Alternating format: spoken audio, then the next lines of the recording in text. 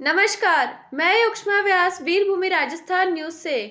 खोगंग में त्रिशूल एवं धुना स्थापना दिवस 5 व 6 जनवरी को जयपुर के खोना गोरियान स्थित श्री परमहंस आश्रम श्री कुंड वाले हनुमान जी मंदिर में त्रिशूल एवं धुना स्थापना दिवस 5 व 6 जनवरी को धूमधाम से मनाया जाएगा। 5 जनवरी 2025 को गीता का पाठ व 6 जनवरी को सायंकाल पोस बड़ा भोजन प्रसादी व विशाल भंडारा होगा। आयोजनकर्ता श्री गिरिजी महाराज ने बताया कि 6 जनवरी 2025 को प्रातः 10 बजे से 12 बजे तक सत्संग का आयोजन होगा। संतों के द्वारा प्रवचन होगा व अर्थ सहित यथार्थ गीता पाठ, यज्ञ, पूर्णाहुति, आरती व भजन संध्या व सनातन धर्म संबंधी प्रश्नोत्तरी व विश्व प्रसिद्ध यथार्थ गीता का निःशुल्क वितरण होगा। जी ओम श्री सद्गुरुदेव भगवान की जय। मेरा छोटा सा एक नाम है, गिरी महाराज बोलते हैं, वैसे स्वामी गिरिजानंद बोलते हैं। इस जगह पे जहाँ मैं हूँ, ये श्री परमहंस आश्रम कुंड वाले हनुमान जी, जगतपुरा, जयपुर। खोना गोरियान पुराना नाम खोगंग है, बहुत प्राचीन ये स्थल रहा है। खोगंग के नाम से यहाँ 7 नदियों का वो था समन्वय। ये जालाना बहुत ही रमणीक स्थल है, यहाँ लेपड़ उपड़ भी आते हैं अगल बगल में। और यह जगह बहुत ही ऐतिहासिक और यह तपोभूमि है।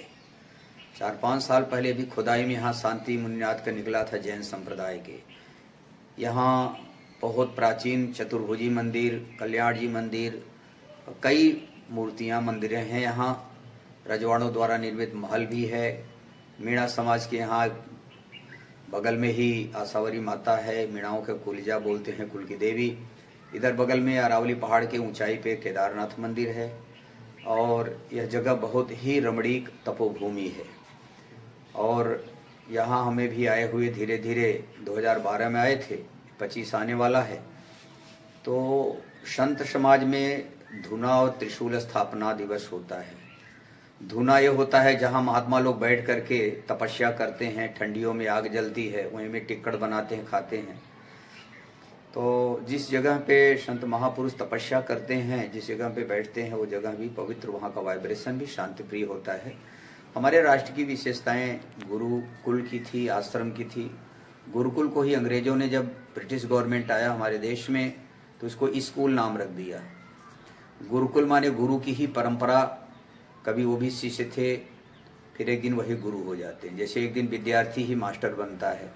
तो ये बुद्ध, महावीर, नानक, ये सब गुरुकुल परंपरा से रहे हैं। भगवान कृष्ण, भगवान राम भी गुरुकुल की परंपरा से रहे हैं। जैसे सनातन शब्द आप लोग जानते हैं कि सनातन माने जो जिसका आदि अंत नहीं है, उसका जन्म मृत्यु नहीं होता है। तो 2000 वर्ष ईसाइयों का है। ईसा मसीह से पहले कोई ईसाई धर्म नहीं था। 1400 साल पूर्व में मोहम्मद साहब, इसके पहले कोई इस्लाम धर्म नहीं था। लेकिन सनातन कृष्ण से भी पहले था, राम से भी पहले था। गुरुकुल की परंपराएं थी, वही परंपरा में आज हम लोग भी हैं। हमारा मुख्य आश्रम काशी से करीब 40 किलोमीटर हट के एक मिर्जापुर छत्तीसगढ़, जहाँ 20 लाख की भीड़ होती है गुरु पूर्णिमा में। वहाँ कोई दान पेटी नहीं, कोई कार्यालय नहीं, कोई रसीद सिस्टम नहीं है। 250-300 विरक्त संत हमेशा रहते हैं। हमारे गुरु महाराज का सिद्धांत है कि साधु होना मरना बराबर है। साधु के लिए अपना बोल के अगर कोई है तो साधु हो ही नहीं सकता है, क्योंकि मोह प्रबल है। हाँ, जो 2 रोटी खिला रहा है, सेवा कर रहा है, भक्त वो अपने होते हैं। एक सिद्धांत है। हमारे गुरु महाराज कहते हैं, तुम्हारी आत्मा तुम्हें साधु कहे, तुम साधु हो। दुनिया कहे चाहे कभी न कहे, और पूरी दुनिया तुम्हें भगवान महापुरुष माने, बेटा एक दिन रोने का आंसू नहीं मिलेगा। दुनिया क्या दे देगी, किसके पास सर्टिफिकेट है, दे देगा कि बाबा हो। दूसरा चीज ये है कि ये त्रिशूल स्थापना दिवस सर्वप्रथम मनाया गया 2013 जनवरी 6 को। गुरु महाराज के यहाँ भी पदार्पण हुआ है। तो इसके उपलक्ष्य में विश्व शांति के लिए, विश्व कल्याण के लिए हमारे ऋषि महर्षि होते हैं। वही परंपरा आज भी हम लोग निर्वाह करते हैं। और विश्व प्रसिद्ध ग्रंथ गीता, जो सनातन धर्म की एक शास्त्र है, प्रमाणित शास्त्र है। दुर्भाग्य है कि राजतंत्र में भी भूल हुआ, पाठ्यक्रम में नहीं रखा गया गीता, न रामचरितमानस। इसीलिए हमारा समाज भटक गया। कोई भी डॉक्यूमेंट्स होता है हमारे पूर्वजों के नाम पे ही जमीन जायदाद है, उस पे आज हम लोग काबिज हैं। वैसे ही गीता एक प्रमाणित शास्त्र है और उसी की शाश्वत व्याख्या यथार्थ गीता है, जो 700 श्लोक 18 अध्याय महर्षि वेदव्यास ने अध्याय वाइज उसको किया, सभी अध्यायों का नामांकन किया। उसी की जो युगानुकूल समयानुकूल अभिभाष्य है यथार्थ गीता, जो करीब देश और विदेश की 30 भाषाओं में है। 30 भाषाओं के विद्वान इसे लाभान्वित हो रहे हैं। करोड़ों हमारे अनुयायी हैं गुरु महाराज के, यथार्थ गीता पढ़ रहे हैं। घर घर यथार्थ गीता का पाठ हो रहा है।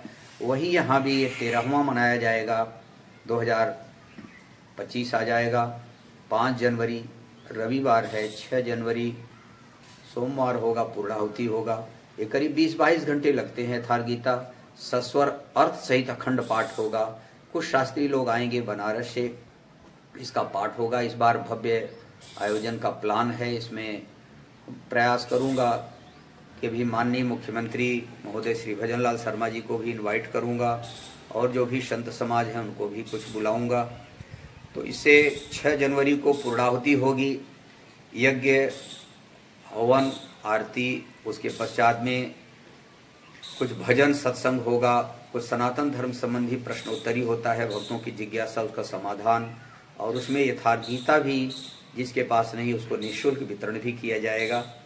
काफ़ी इस बार उत्साह है लोगों में करने कराने का। तो मैं सबसे यही निवेदन करूंगा कि राजतंत्र का भूल आज प्रजातंत्र में भूल हो रहा है। सब लोग मिल करके हमारे राष्ट्र के पहले प्रमाणित शास्त्र गीता जो भगवान का आदेश है उसको घर घर पढ़ें और उसको शिक्षा क्षेत्र में अनिवार्य करें, जिससे हमारे बच्चे बच्चियां भविष्य में समरसता और एकता के सूत्र में बंध सके, भेदभाव से रहित हो सके। बच्चे पढ़े लिखे अगर उनसे कहो 4 पंचे 80, वो नहीं मानेंगे, बोले नहीं अंकल मैं पढ़ा हूँ, मुझे 4 पंचे 20 ही जानता हूँ। उनको कितना भी कोशिश करोगे लेकिन नहीं भटकेंगे। वैसे ही गीता रामायण हमारे राष्ट्र की चीज़ें पढ़ी नहीं गई, इसलिए समाज को भटका दिया गया, भटक गया समाज। मैं अभी भी चाहूँगा कि इस प्रजातंत्र में सब लोगों से मिल करके राष्ट्रीय ग्रंथ घोषित करें, पाठ्यक्रम में अनिवार्य करें। गीता पे भी प्रश्नोत्तर होना चाहिए, बच्चे हमारे समझ सकें। इसी उद्देश्य की विश्व अभी अशांत फैला हुआ है, चारों तरफ युद्ध हो रहा है। इस शांति के उपलक्ष्य में, क्योंकि हमारे राष्ट्र की जो विशेषता थी, उपलब्धि थी, विश्व का कल्याण हो, प्राणियों में सद्भावना हो, सर्वे भवन्तु सुखिनः सर्वे सन्तु निरामया की भावनाएं थी, तो हम लोग विश्व शांति की कामना रखते हैं। सभी जो भी गृहस्थ विरक्त हैं कल्याण के पथ में हैं, भले ही मंदिर मूर्ति में जा रहे हैं, किसी न किसी मायने में वो भगवान के रास्ते में चल रहे हैं। बच्चा KG 1 में ही जा रहा है, लेकिन ठीक है समय आएगा तो वो भी इंटर BA BTech MTech में पहुंचेगा। वैसे ही सोचनी वो है जो धर्म के नाम पे, सनातन धर्म के नाम से वंचित है, संसार की भोग विलासता में फंसा हुआ है। इसी प्रकार से हम सब लोगों को ये चाहूँगा कि आप लोग कोई भी जिज्ञासा हो तो हमसे आएँ, रखें, उसका समाधान करेंगे। सनातन धर्म संबंधी जो विकृतियाँ आ गई हैं, यज्ञ क्या, कर्म क्या, धर्म क्या, योगा क्या, वर्ण क्या, ये सारे प्रश्नों का समाधान आपको भगवान के बाणी गीता में समझ सकते हैं, पढ़ सकते हैं। यथार्थ गीता में भगवान कृष्ण ने कहा, यदि अहंकारवश अर्जुन इस मेरे गीता को उपदेश को जो अवहेलना करेगा वो विनष्ट हो जाएगा, और श्रद्धा पूर्वक ईर्षाडाह रहित होकर के सुनेगा भी, वह भी मुक्त होकर के पुण्य कर्म करने वाले लोगों को प्राप्त होगा। अर्जुन, यह मेरे इस गीता के सिद्धांत को, उपदेश को जो मेरे भक्तों में कहेगा, उसके समान प्रिय कार्य करने वाला दूसरा कोई नहीं होगा।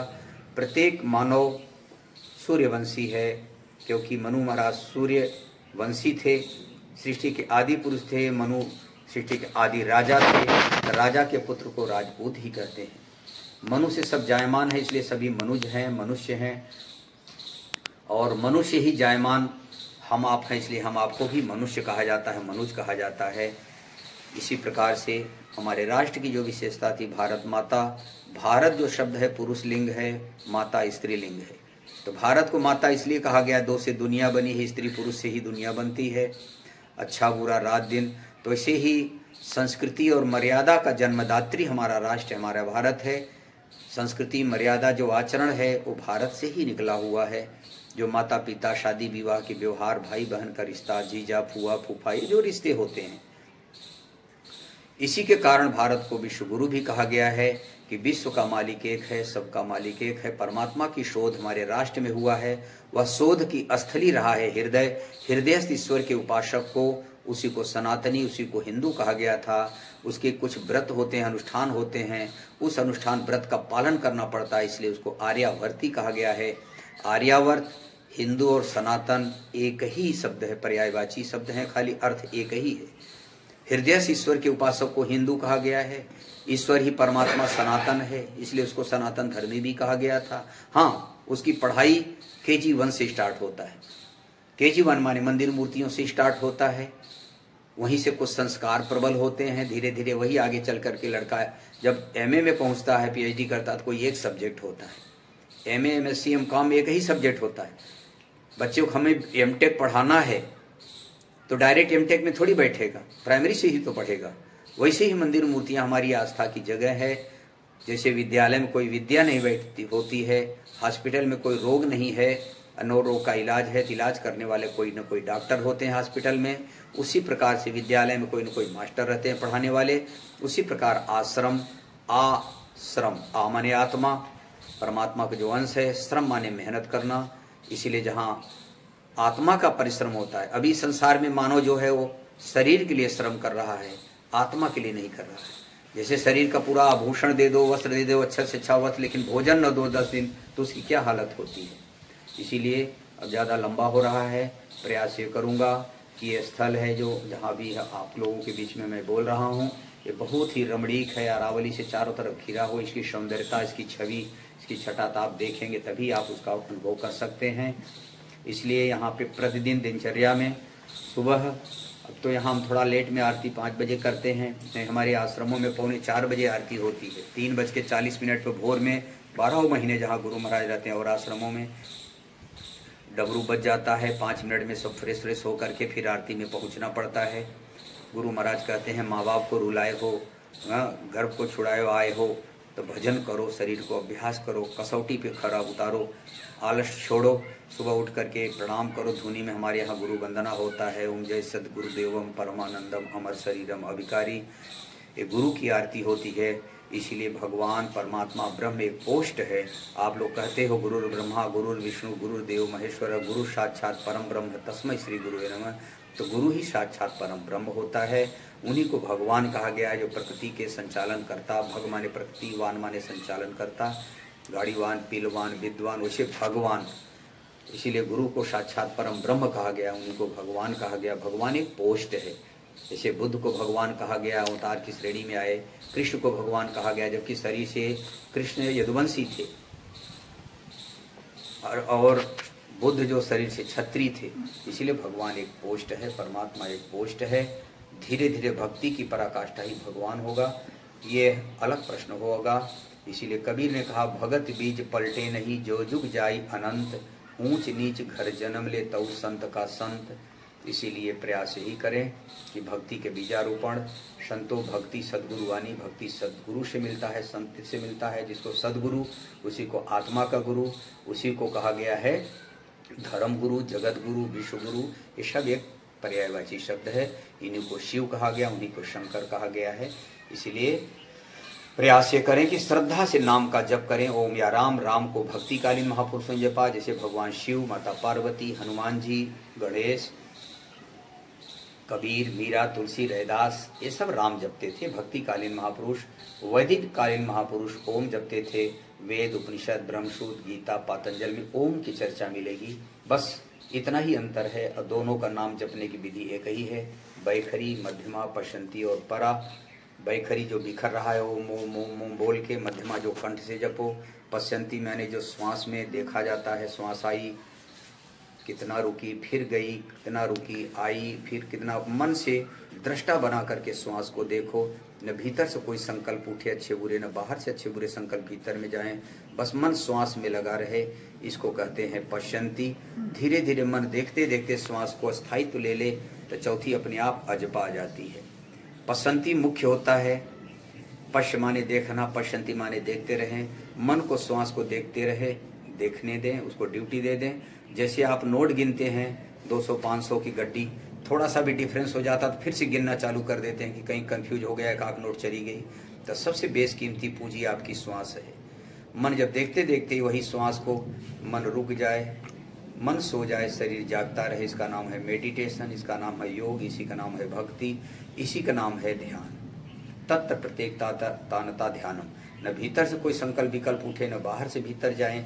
स्तंभ वृत्ति, इसी को पातंजल जी ने कहा वाह्य अभ्यंतर स्तंभ वृत्ति देश काल संख्या भी पर दृष्टो दीर्घ सूक्ष्म, कि न बाहर से कोई विचार भीतर आवे, न भीतर से बाहर निकले, हमारे मन को विक्षुब्ध कर सके। स्तंभ जैसे श्वास बांस की तरह खड़ी हो जाए तो चौथी अवस्था अपने आप आ जाती है। परा कहते हैं क्योंकि प्रकृति से उपराम करने की क्षमता होती है।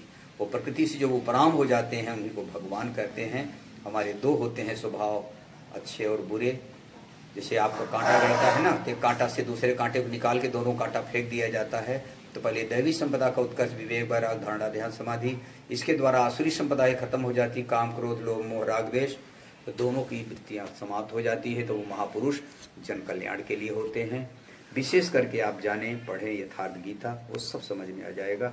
बोलो गुरुदेव भगवान की जय।